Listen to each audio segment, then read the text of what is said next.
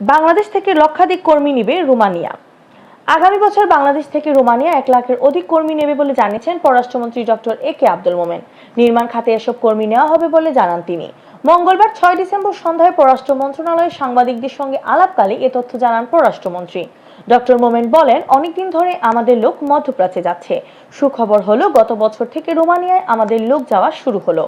গত পরশু খবর পেলাম আগামী বছর 2023 সাল 1 লাখের বেশি কর্মী নেবে রোমানিয়া। আমাদের রাষ্ট্রদূত এ তথ্য জানিয়েছেন। যতদূর জেনেছি রোমানিয়া নির্মাণ খাতে কর্মী নিবে। বাংলাদেশ রোমানিয়ার কোনো মিশন নেই।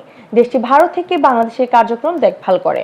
চলতি বছরের এপ্রিলের মাঝামাঝিতে দেশটি 3 মাসের জন্য ঢাকায় 6 সদস্যের কনসুলার টিম পাঠায়। তারা ঢাকা থেকে বাংলাদেশি কনসুলার সেবা দেয়।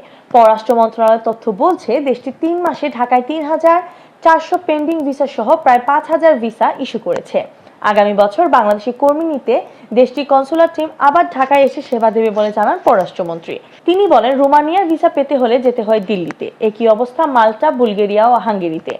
আমরা রোমানিয়ার সঙ্গে আলাপ করলাম। আমরা বলেছি তোমরা ঢাকায় আসো, আমরা তোমাদের সব ব্যবস্থা করে দিব। তারা রাজি হলো। তারা 14,000 ভিসা দেয়। আমাদের লোক চলে গেছে, তারা নির্মাণ খাতে কাজ করছে। তারা আগের মতো এসে সেবা দেবে। বাংলাদেশের পক্ষ থেকে বলা হলেও টাকার কারণে রোমানিয়ায় ঢাকায় কনসুলার খুলছে না বলে জানান ডক্টর মোমেন।